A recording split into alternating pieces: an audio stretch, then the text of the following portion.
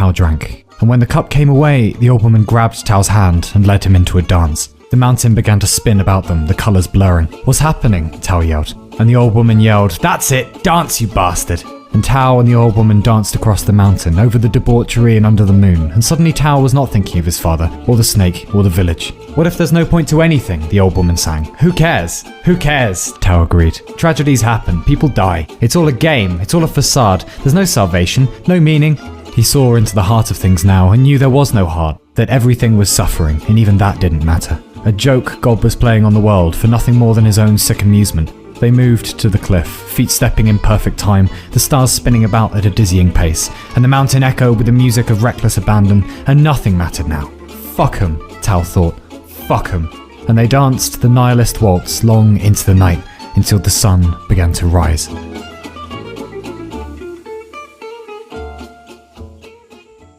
Tao woke with a throbbing head and a mouth that tasted like death. The old woman was already up, smoking a pipe.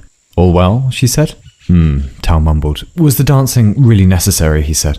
The woman nodded. "Certainly was. Come on, we're very close now, and the snake can't hide forever."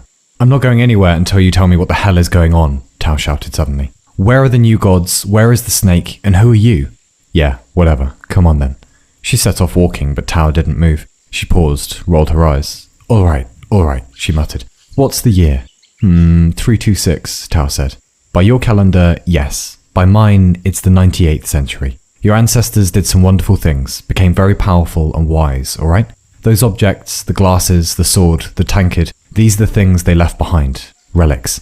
Relics of what? I'll show you." "No," Tao yelled. "No more games." The old woman snapped then. "Look," she said, "you're only doing all of this because you think you killed your father. He asked you what you wanted for your birthday, and you said a meteorite, so he went out beyond the death barrier to find you one. And that's how he ended up dead. So don't take all this out on me." Tao was silent a while, then said quietly, "How do you know that?" "Because I'm really, really clever, and I'm trying to help you here, so would you give an old woman a break?" Tao thought about this and collected his things. They walked on in silence. The village was almost invisible below, and the mountain peak was very close. They turned a corner and came upon a picture of a king, then a queen, then more, the portraits regal and proud, with faces that spoke of legacy and divine right. They pushed on, and now the portraits were of scenes Tao didn't recognize, of battles and rulers and machines and great structures that kissed the skyline. Episodes from his species' history that he'd never even heard of, let alone considered. Millions dead and gone, whole nation states turned to dust. The great human project forgotten as though a dream upon waking. Testament to a time when billions existed on a fragile marble among the ink dark of space, holding out against a hostile cosmos and yet worse threats that lurked within themselves. And somehow, for a long time, against all odds and sense, they did hold out, bettering themselves slowly as a toddler attempts to climb a set of steps. Then, for some reason, devolving again. The great sleep, the great forgetting. Sent to bed with no supper. Then decline, then savagery, then dust. And ahead, Tao spied, was a pair of armoured boots. "There," the old woman said. "For as long as you wear those, you'll never die. You can live into your thousands if you like. This is the armour you'll defend yourself with from the snake." They fitted perfectly. "And one more thing," the old woman said. She took from her shawl a necklace, and on the necklace was a locket, and in the locket was a picture of Tao's father. She put the necklace over his head. "To remember," she said. "This is the story you'll kill the snake with." He felt finally ready to do battle since he'd begun his adventure up the mountain. He knew it would only be a short walk now. The peak was just a few yards away. It was only a small plateau, and the wind was high here, and it was raining. And there sat the snake, its back turned to Tao, staring off into the dead wilderness below. "There you are," the old woman said. "Do as you will." With the glasses of the new gods on his face, he saw the snake in its essence. Its black heart, its cunning mind, its contempt for the last remaining humans.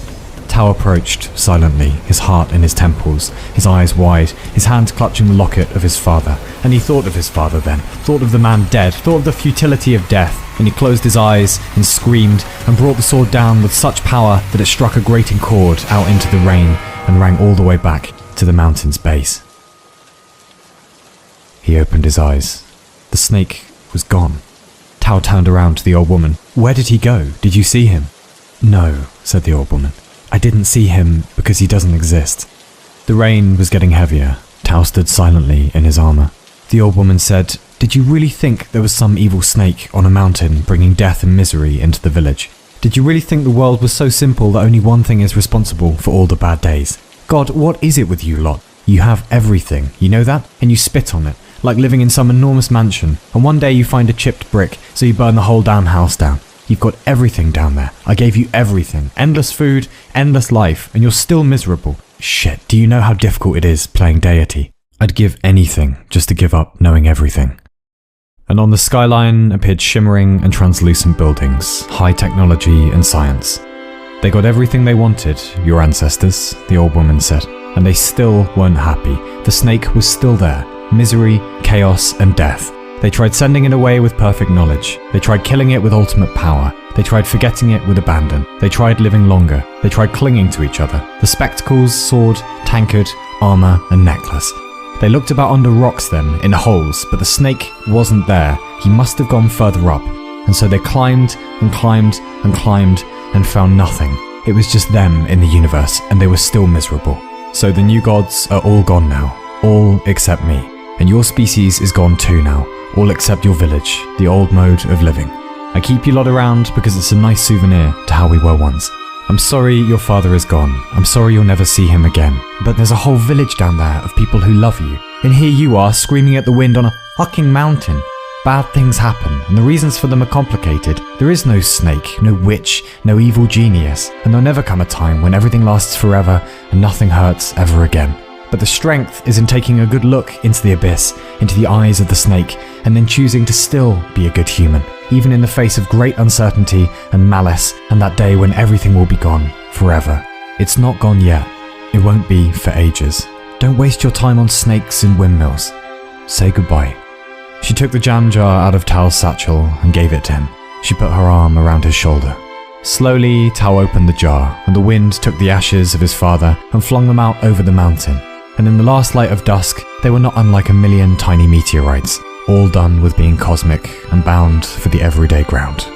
The old woman said, "Your species, mine once too. We must be the only creatures allergic to happiness. We ruled the galaxy a long time ago, and still quibbled over who got more ice cream for dessert. Still wanted to pretend we didn't come from the mud. Still couldn't accept that meaning and solace aren't to be found in the heavens, but in the trenches of everyday living. We'll know everything, and then we'll be okay. We'll kill everything, and then we'll be okay.